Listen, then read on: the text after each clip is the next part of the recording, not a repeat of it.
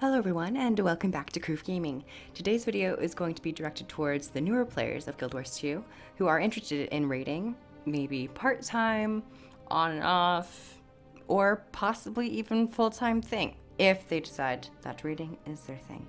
Especially in Guild Wars 2, I suggest everyone to try out everything, so this is open to everyone, but veteran players who have already tried raiding, this isn't necessarily directed towards you, but it's always nice to just like catch up and just like, I don't know, refresh your memory if you'd like. Or if you just want to watch for fun, that's also completely fine.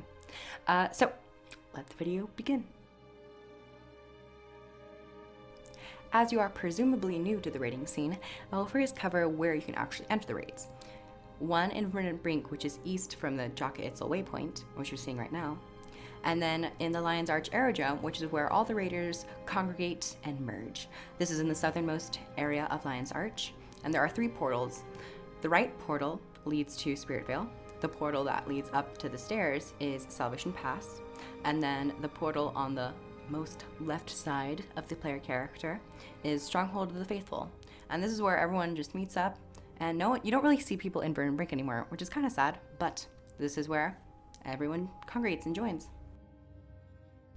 As of this recording's date, there is only one raid, but that one raid is comprised of 3 wings. The first wing is known as Spirit Vale, which you encounter the very first boss, Vilgardian. The second boss is Gorseval, and the third boss is Sabbatha.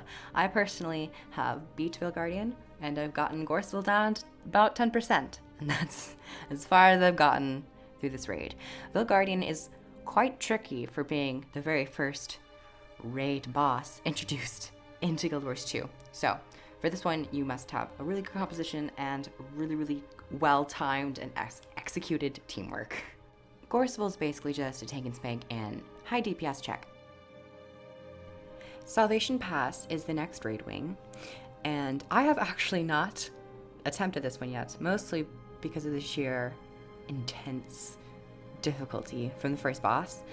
The 3 bosses are Slothazor, the Bandit Hideout, which isn't a single boss, but rather a guard the keep and kill things. And the third boss is Matthias Gabriel. Slothazor is considered to be one of the, and if not the, hardest bosses in the game, and he is the very first one. The third raid wing is known as Stronghold of the Faithful. The 3 bosses include escorting Glenna, defeat the keep construct, and defeating Zahra. Now, the very first encounter, Glenna, is where you will escort a beautiful, charismatic, charming puppy named Glenna. She's quite adorable and is statistically and technically considered to be the easiest encounter in the entire Forsaken Thicket raid.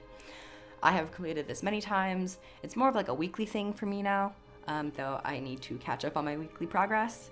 Keep construct is extremely difficult. If you are in a newer group, but with experience and progress and doing it repeatedly, aka doing it habitually, it will become a lot easier. And that's to be said with almost every single raid boss. Now, of course, things can go wrong. Someone can always mess up. It's called being human, but as things go by, it will get easier. And then Zahra, I have not attempted yet. Zahra is the powerful mesmer that is really in charge of this whole entire raid and why it's even happening. She's a powerful white mantle mesmer who, in this specific map, Stronghold of the Faithful, twists and manipulates the castle and physically torments it and like pulls it and rips it apart. It's very visually stunning and quite interesting. Now that you know how to get to the raids and what you know and what to expect, of course you can always jump in there right away, solo in and just down the boss and get ascended stuff, right? Right? Well, the answer to that question is absolutely not. Raids are literally no joke. And I have led a couple raids in my lifetime and my Guild Wars 2 career. Let me tell you, it can get quite stressful, and if you have a good composition who is dedicated at switching their build up and knowing how to do things and taking advice, it makes it a lot easier. And if you know how to do that beforehand and check everything, you're golden. So let's talk about how you can actually check things before you get your group ready and head off and defeat the bosses of Guild Wars 2's raid Forsaken Thicket. So There is an area in the Lion's Arch Aerodrome, which is known as the training area, where you can summon a golem. And this golem has multiple options where you can choose its health pool, its hitbox size, its conditions, your boons, and your class-specific affections or effects and boons. And this is where you can really just test how much DPS you can do. As you can see in the video, I put everything on, and I put all the conditions on him. My rotation here, side note, is not the best because I was using the wrong weapon set. I'm just saying. So this is where you can go and test out all your abilities and see what really suits you. This is also nice if you're not even doing raids and you just want to test out certain rotations. If you happen to do PvP and just get them down to pulp, grind them out, and make sure you're doing your optimal performance. And as a raid leader, as a raid leader, if I know I'm bringing a group who has tested their builds before, it raises you up a little bit in the notches.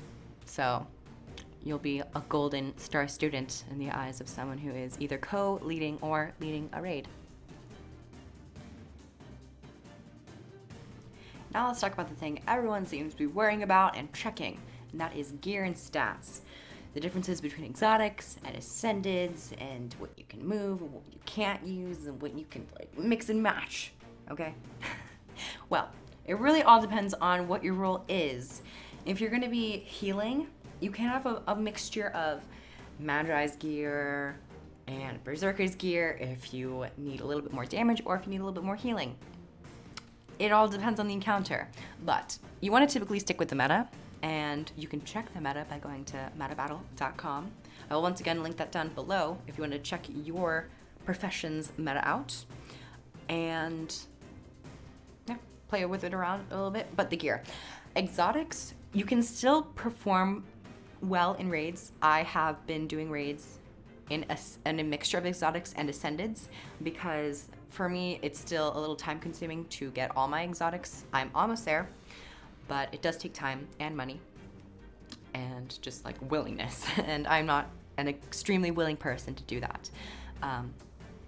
But if you are running in full exotics, you still can perform well. If you're running in a mixture of ascendeds and exotics, you're good.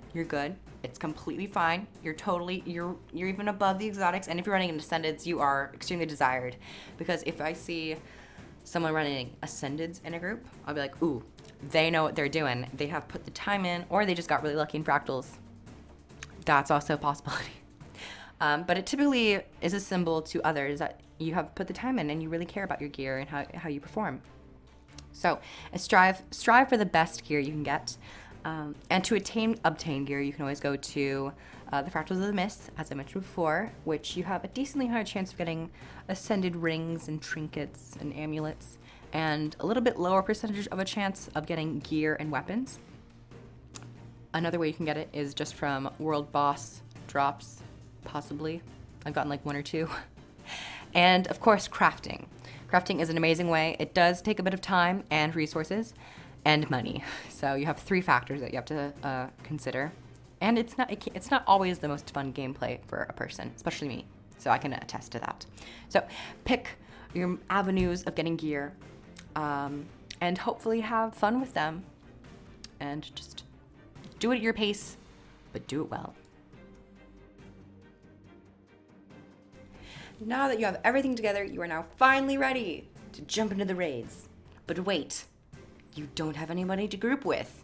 If you do, that's great. If you have friends, just go right ahead. But for the others who are a bit more of an introverts and MMOs, you can always go to the contacts and looking for a group system.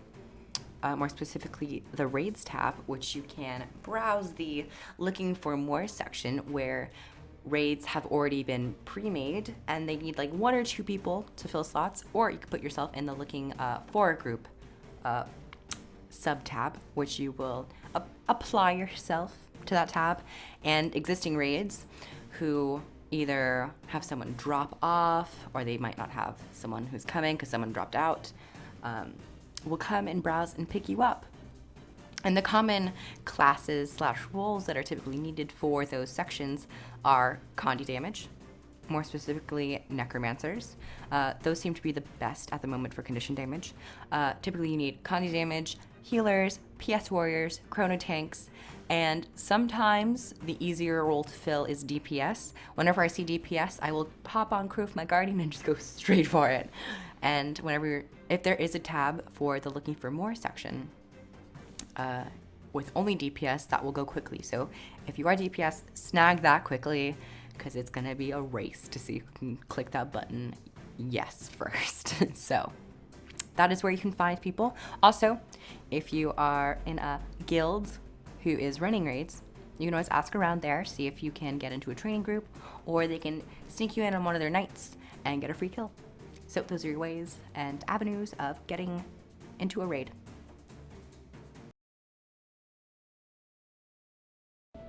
Now that you've everyone together and you are all prepared, time to go in and face the enemies and fight. This doesn't look like it's gonna end well. Ooh, okay, yeah, no. I could use a res right here. Knock back, not really working. You know, it's a mental game. You just need to believe you're gonna win, and then you're gonna really win. Okay, you know, okay. Maybe I need to try a different tactic. Oh well. Congratulations everyone, you have learned everything I have to teach you for the basics about raiding. Hope you found this insightful in a sense. And I have even bigger news, like, it's really nice. I've had a guild for a while, the HoK Guild, but I've never really made it public to my YouTube. It's always been public to my Twitch streaming and my streams on YouTube. For those of you who visit there, thank you guys so much for visiting. But I've never really put a video up about it. And I think this is the perfect time. I would like to start raiding with you guys and maybe organizing more raids as it goes along in the HoK Guild. I will give you information to the guild down below in the description. And I also have a Discord. Discord, for those of you who don't know, is like a TeamSpeak Skype thing where you can talk to me on voice chat, message me there, ask me questions with a bunch of people in there already. And it's a really nice community. It's nice to just talk to everyone. And I'm always open for discussion and talking, so you guys can always say something to me, and I really love it. So I'll put the link to the Discord down below, and I will put my information to the guild invitations down below. Subscribe for more content, like the video, liked it, and comment down below. And the very last tip I have for you guys is don't forget to /GG when it's necessary. Love you all.